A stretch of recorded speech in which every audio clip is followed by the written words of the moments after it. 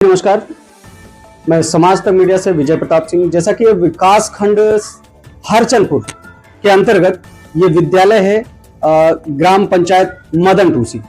ये प्राथमिक विद्यालय क्या कंपोजिट विद्यालय इसको बोला जा रहा है, क्योंकि इसमें कक्षा 8 तक के बच्चे जो है पढ़ रहे हैं, 1 से लेकर कक्षा 8 तक। आइए हम जानने का प्रयास करते हैं कि यहाँ पे हम काफी कुछ आपको दिखाएंगे, किस प्रकार से पॉजिटिविटी हमें देखने को मिली इस विद्यालय में और अन्य विद्यालयों की अपेक्षा आप खुद से तुलना कर पाएंगे।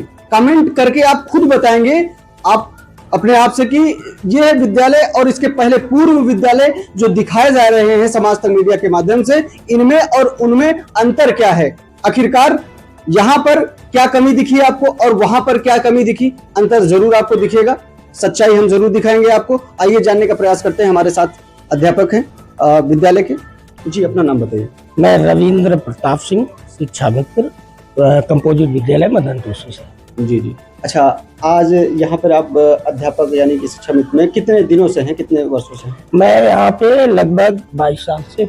22 साल से, जी हाँ। अच्छा जी, यहाँ पे अच्छा किस प्रकार से विद्यालय का काफी लोगों में चर्चा भी था, काफी मतलब अच्छा वर्क होता, अच्छा गुडविल बताया जा रहा था ग्रामीणों के माध्यम से भी। तो मेरे मन में भी ये उत्साह हुआ कि मैं जाके इस विद्यालय में भी पहुंचूं और देखूं। जी। अच्छा, इस विद्यालय की क्या व्यवस्था क्या है, कैसे किस तरीके से मैनेजमेंट कैसे चलता है? देखिए, ये नाम का तो सरकारी विद्यालय है, ठीक है। इस विद्यालय को बनाने पे हमारे गांव के लोगों का, बहुत सारे लोगों ने, जितने भी ग्राम प्रधान हुए हैं, सबने इस विद्यालय को अच्छा बनाने का कार्य किया है। और इस विद्यालय में आप जो देख रहे हैं, इतने सारे कमरे आपको दिखाई दे रहे हैं, इसको बनाने में गांव के जनप्रतिनिधियों का सहयोग है। जितने भी प्रधान हुए, किसी ने बाउंड्री दी, किसी ने गेट दिया, किसी ने कमरे बनाए। तो इस विद्यालय को गांव वाले अपना विद्यालय जानते हैं और समय समय पर जब भी इस विद्यालय में किसी चीज की आवश्यकता होती है तो लोग यहाँ आकर के सहयोग करते हैं।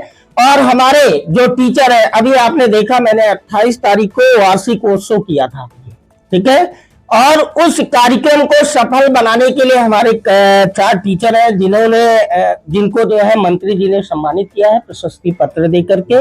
वो श्री सिया राम जी हैं, जो विद्यालय के बहुत ही मेहनती टीचर हैं, जिनकी गणना हम एक अच्छे गुरु के रूप में करते हैं।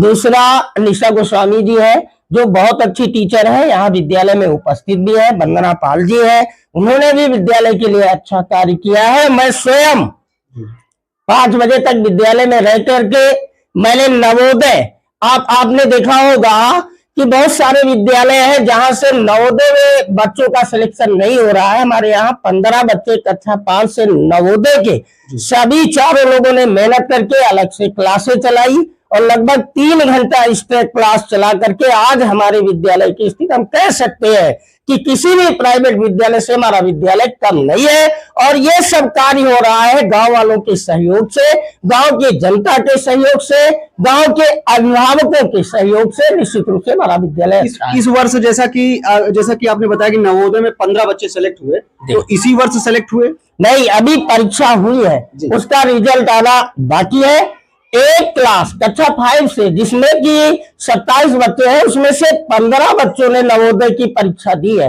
और निश्चित रूप से हमारे 5-6 बच्चे या 7 बच्चे उसमें से सिलेक्ट होना ही है।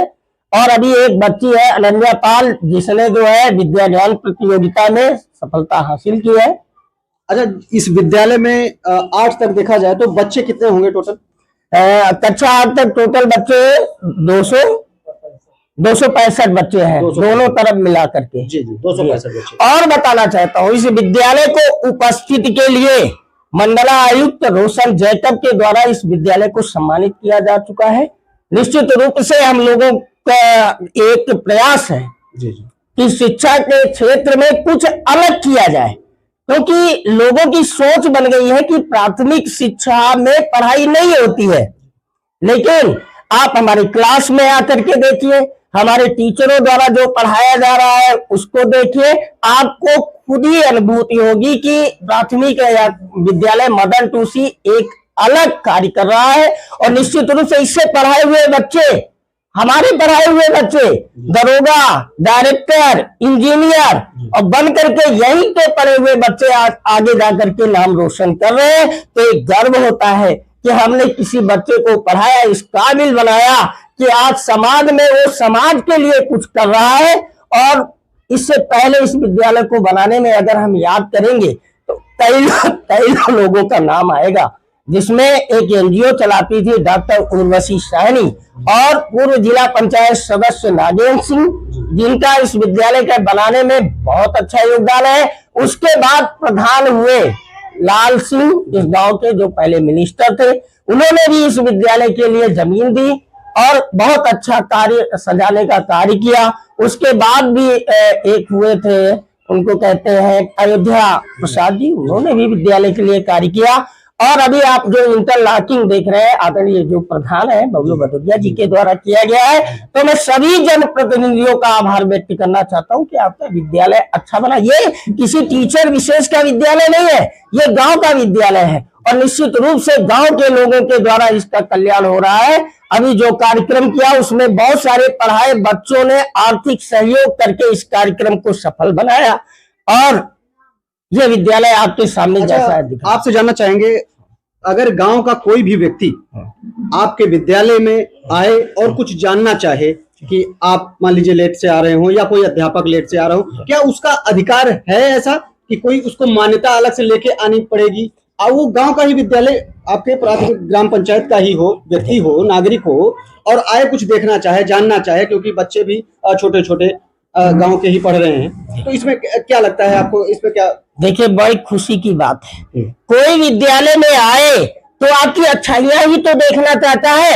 अगर आपकी बुराइयां हैं तो आप उन्हें छिपाते क्यों हैं? आप उनको बताइए कि हाँ कमी है, हम उससे सुधार करेंगे। इसमें कोई डरने की बात नहीं है, किसी से परमिशन की जरूरत नहीं है। आप अच्छा करते रहिए और जो भी लोग आएंगे आपके अच्छे कार्यों को ही तो दिखाएंगे।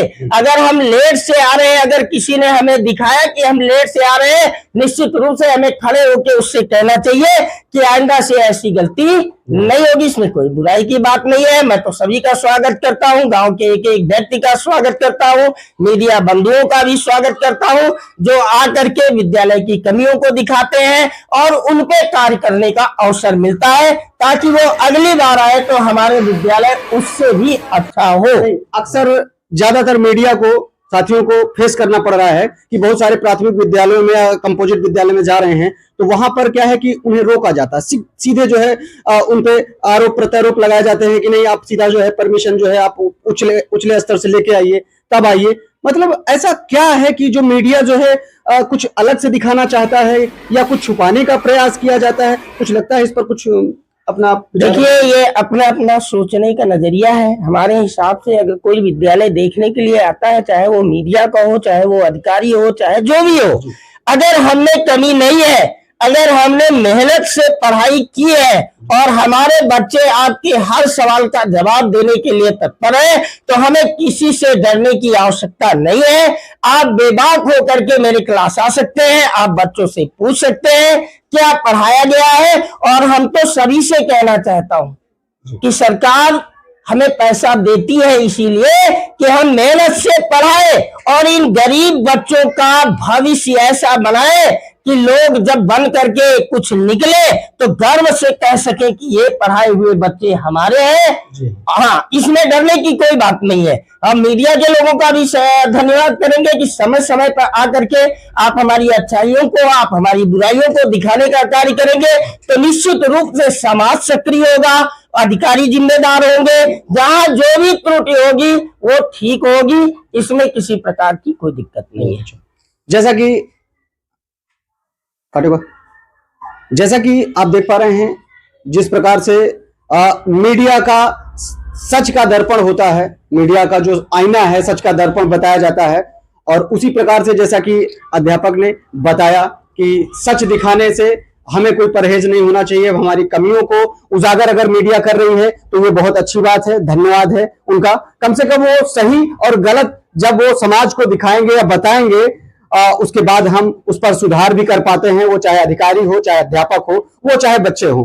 किस प्रकार से, तो आप देख श्रीमान, हम थोड़ा सा और जानना चाहेंगे कि जैसे कि सरकार द्वारा तरह तरह से योजनाएं चलाई जा रही हैं, बहुत सारी मुहिम की हर वर्ग का बच्चा जो है शिक्षित हो और उससे लाभान्वित हो, निःशुल्क शिक्षा हो, तो इस पर सरकार के द्वारा जो योजनाएं चलाई जा रही हैं उस पर थोड़ा सा प्रकाश डालें, थोड़ा सा मैं तो धन्यवाद देना चाहूंगा उत्तर प्रदेश के यशस्वी मुख्यमंत्री श्री योगी आदित्यनाथ जी को। जब से इन्होंने उत्तर प्रदेश के मुख्यमंत्री बने हैं तब से लेकर के इन्होंने सरकारी विद्यालयों के लिए इतनी योजनाएं शुरू की है। पहले सोचिए तो जिस विद्यालय में 5,000 रुपए 9,500 रुपए आता था, आज उन विद्यालयों को 50,000 रुपए, चाहे प्राथमिक है, अगर कंपोजिट है तो 75,000 रुपए देने का कार्य सरकार के द्वारा किया जा रहा है। अब नैतिक जिम्मेदारी है वहां के जिम्मेदार व्यक्तियों की कि उस पैसे का प्रयोग ईमानदारी से विद्यालय में किया जाए और ताकि ये गरीब बच्चे अच्छी दिशा में अच्छी शिक्षा दीक्षा लेकर के और देश के होनहार नागरिक बने।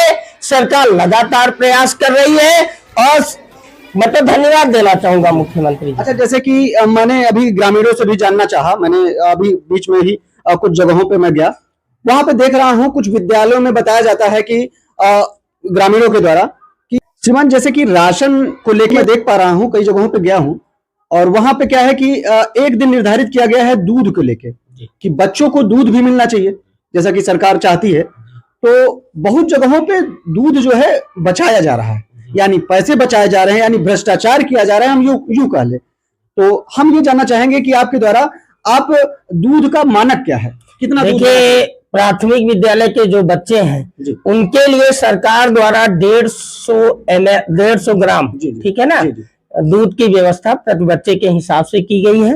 और जो हमारे जूनियर के बच्चे हैं उनके लिए जो है 200 ग्राम दूध प्रति एक दिन सप्ताह में निश्चित है। दिन? अच्छा, कौन सा दिन निर्धारित किया गया है? बुधवार को जो है बच्चों को दूध दिया जाता है। दूध के लिए क्या है कि यह जो मेनू है ये पूरे जिले में सभी विद्यालयों की लगभग एक ही है या आपके हिसाब से क्या? नहीं, उत्तर प्रदेश सरकार का जो मेन्यू है वो पूरे प्रदेश के लिए, किसी व्यक्ति विशेष विद्यालय के लिए नहीं है। जितने भी सरकारी विद्यालय है, मान्यता प्राप्त विद्यालय है, उनके लिए एक ही नियम है कि सभी बच्चों को जो है प्राथमिक के हो तो 150 ग्राम दूध दिया जाए और यदि जूनियर के हैं 200 ग्राम दूध दिया जाए। आपको बता देता हूँ, मेरे विद्यालय में हर दिन एक अभिभावक विद्यालय आता है और खाना देखता है और बच्चों को दूध दिया जा रहा है कि नहीं दिया जा रहा है, वो पूरा अपनी निगरानी में मेरे विद्यालय में चल रहा है।